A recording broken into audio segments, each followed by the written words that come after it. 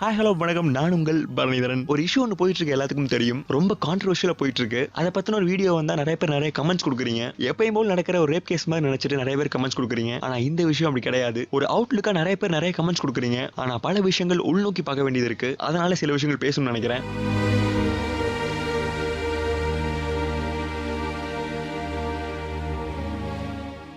Justice for Asifa, justice for அசிஃபான்னு சொல்லி நிறைய போராட்டங்கள் நடந்துட்டு இருந்தது. அது என்னன்னு தெரிஞ்சுக்கலாம்னு போய் பார்க்கும்போது அது நம்மள அதிர வைக்கக்கூடிய விஷயங்களா இருந்துச்சு. ஒரு பெண்ணை வந்து அப்படி சிதைச்சிருக்காங்க. ஐயோ, பெண் கூட சொல்லக்கூடாதுங்க, அது ஒரு குழந்தைங்க, 8 வயசு குழந்தைங்க. இதை பத்தி சொல்றதுக்கே வாயெல்லாம் கூசுதுங்க, கையெல்லாம் நடுங்குது. அப்படி அந்த அசிஃபா அப்படிங்கிற குழந்தைக்கு என்னதான் உண்மை நடந்துச்சு அப்படின்னு பாத்தீங்கன்னா,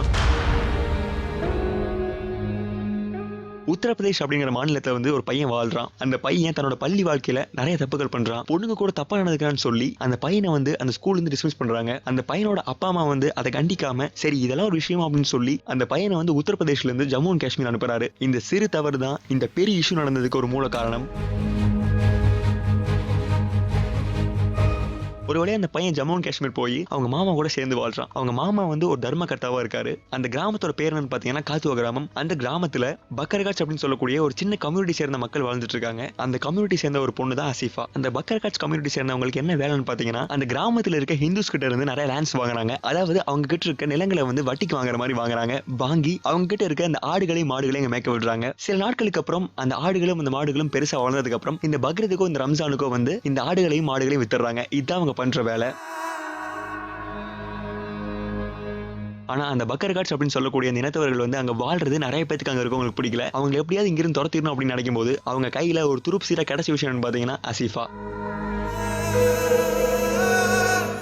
முதல்ல அந்த பொண்ணை யார் செதுக்கிறான்னு பாத்தீங்கன்னா, உத்தரப்பிரதேஷ்ல இருந்து இங்க வந்து அவங்க மாமா கூட சேர்ந்து இங்க வாழ்ற அந்த 11th படிக்கிற பையன் தாங்க. ஒரு நாள் அசீஃபா வந்து காட்டுக்குள்ள போயிட்டு இருக்கும் போது அந்த பையன் ஒரு கல் எடுத்து அந்த பெண் குழந்தையோட தலையிலே அடிக்கிறான். அந்த குழந்தையும் அங்கேயே மயங்கி விழுந்துருச்சு. அதுக்கப்புறம் அந்த குழந்தை வந்து கற்பழிக்க ஆரம்பிக்கிறான். அதுக்கப்புறம் தர்மகர்த்தாவை அந்த பக்கம் வராரு. இந்த பையன் பண்றதை பார்த்துட்டு மனசாட்சி இல்லாம அந்த குழந்தைய அவரும் கற்பழிக்கிறாரு. அதுக்கப்புறம் அந்த குழந்தைய எங்க சேஃபா மறைச்சு வைக்கணும் அப்படின்னு சொல்லி கோயிலுக்குள்ள எடுத்துட்டு போய் மறைச்சு வைக்கிறாங்க. அதுக்கப்புறம் அந்த தர்மகர்த்தா வந்து தன்னோட பையனை வந்து கூப்பிடுறாரு. அது மட்டும் இல்லாம ஒரு ஃப்ரெண்டையும் கூப்பிடுறாரு. இப்போ மொத்தம் 4 பேர் ஆயிடுறாங்க. அவங்க 4 பேரும் சேர்ந்து அந்த குழந்தைய வந்து கற்பழிக்கிறாங்க, சிதைக்கிறாங்க. அந்த சின்ன குழந்தைக்கு வந்து போதை மாத்திரைகள் கொடுத்து அந்த குழந்தைய வந்து உயிரோட சிதைக்கிறாங்க. கிட்டத்தட்ட தொடர்ந்து 2 நாளா அந்த பொண்ணை வந்து சிதைக்கிறாங்க. இதுக்கு நடுவுல அந்த குழந்தையோட அப்பா அம்மா வந்து தன்னோட குழந்தை காணோம்னு சொல்லி போலீஸ் வந்து கம்ப்ளைண்ட் கொடுக்குறாங்க. அன்றைய நாளே அந்த இன்ஸ்பெக்டர் வந்து விஷயம் தெரிய ஆரம்பிக்குது. இந்த குழந்தை வந்து இவங்க கிட்ட தான் இருக்கு அப்படின்னு தெரிய ஆரம்பிக்குது. அதுக்கப்புறம் இன்ஸ்பெக்டர் வந்து தர்மகர்த்தாவை பார்த்து பேசுறாரு. ஆனா அங்க நடந்த விஷயமே வேற. அந்த தர்மகர்த்தா வந்து இன்ஸ்பெக்டர் கையில 5 லட்சம் ரூபாய் கொடுக்குறாரு. கொடுத்து இந்த விஷயத்தை வெளியே சொல்ல வேண்டாம் அப்படின்னு சொல்றாரு. அதே மாதிரி இன்ஸ்பெக்டரும் அந்த குழந்தையோட அம்மா அப்பா கிட்ட போய் இந்த மாதிரி நாங்க தேடிட்டு இருக்கோம், அந்த பொண்ணை வந்து இன்னும் கண்டுபிடிக்க முடியல அப்படின்னு சொல்றாங்க.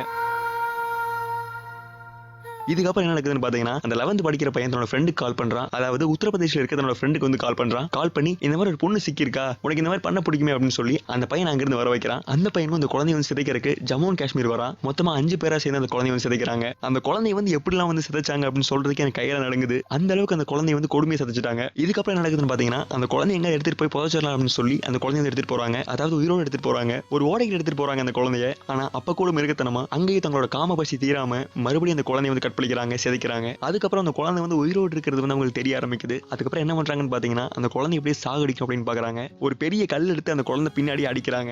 அதுக்கப்புறம் ஒருத்தர் என்ன பண்றாருன்னா, அந்த குழந்தையோட 2 கையையும் பிடிச்சு முதுகு பின்னாடியே வந்து உதைக்கிறாரு. அந்த குழந்தையோட மண்டை ஓடும். அது மட்டும் இல்லாம அந்த குழந்தையோட நெஞ்செலும்பு உடையுது. அதுக்கப்புறம் என்ன பண்றாங்கன்னு பாத்தீங்கன்னா, அங்க ஒரு படக்கோட்டியை கூப்பிட்டு இந்த மாதிரி இந்த குழந்தைய வேற எங்க தூக்கி எறிஞ்சிரு அப்படின்னு சொல்றாங்க. அந்த படக்கோட்டினால முடியாதுன்னு சொல்லிட்டு அங்கிருந்து போயிடுறாரு. அதுக்கப்புறம் என்ன பண்றதுன்னு தெரியாம அந்த குழந்தைய வந்து மறுபடியும் கோயிலுக்கு எடுத்துட்டு வராங்க. அதுக்கப்புறம் கூட அந்த கேடுகட்ட மிருகங்கள் வந்து அந்த குழந்தைய வந்து சிதைக்கிறாங்க.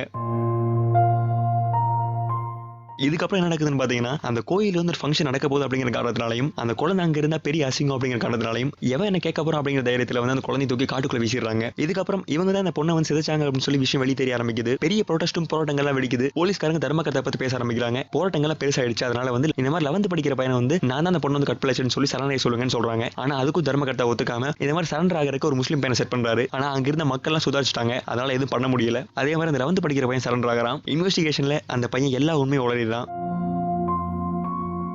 இந்த விஷயங்கள் தான் அந்த சின்ன குழந்தையோட வாழ்க்கையில் நடந்த சோகமான விஷயங்கள். இதை விட பெரிய விஷயம் பாத்தீங்கன்னா, அந்த குற்றவாளிக்கு தண்டனை கிடைக்கணும்னு சொல்லி ஒரு பக்கம் போராடினாலும், இன்னொரு பக்கம் அந்த குற்றவாளிகள் வந்து குற்றமே செய்யல, அவங்க விடுவிக்கணும்னு சொல்லி நிறைய பேர் போராடிட்டு இருக்காங்க. அந்த மாதிரி போடுறது யாருன்னு பாத்தீங்கன்னா, அந்த 4 குற்றவாளிகளோட மதத்தவர்கள். அதாவது அவங்க வந்து குற்றமே செய்யல அப்படின்னு சொல்லி இந்த மாதிரி செஞ்சதெல்லாம் பாத்தீங்கன்னா தன்னோட மதத்திற்காக அப்படின்னு சொல்லி மதம் அப்படிங்கிற விஷயத்துக்கு பின்னாடி ஒளிஞ்சுக்க பாக்குறாங்க.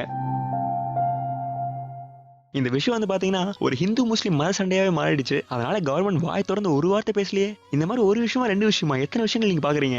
இதே ஒரு 3 மாசத்துக்கு முன்னாடி உத்தரப்பிரதேஷ்ல இந்த விஷயம் நடக்குது. என்னன்னு கேட்டீங்கன்னா ஒரு எம்பி வந்து ஒரு பொண்ணை கற்பழிச்சாரு. ஆனா அந்த பொண்ணோட அப்பாவோ அம்மாவோ இதை பத்தி சொல்லவே இல்லை, இதை பத்தி வெளியே சொல்லவே இல்லை. ஏன்? ஏன்னா எம்பி ஏதாவது பண்ணிடுவான்னு சொல்லி பயம். இந்த மாதிரி எத்தனை விஷயங்கள் நம்ம நாட்டுல மட்டும் இல்லையா, நம்ம நாட்டுல எத்தனையோ விஷயங்கள் இருக்குங்க. சிவகங்கை மாவட்டத்துல ஒரு 3 வயசு குழந்தை ஒரு பையன் ரேப் பண்றாங்க.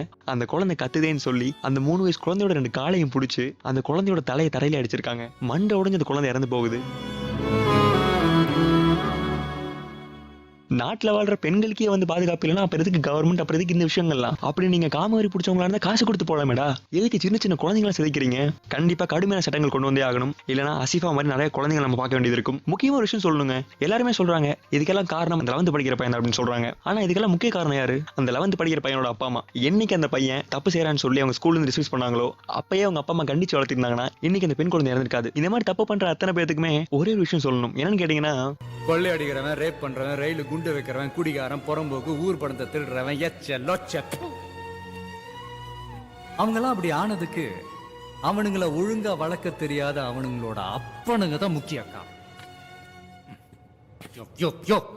பிள்ளைங்களை ஒழுங்கா வளர்க்க தெரியாத ஒவ்வொரு அப்பனும் குற்றவாளி தான்.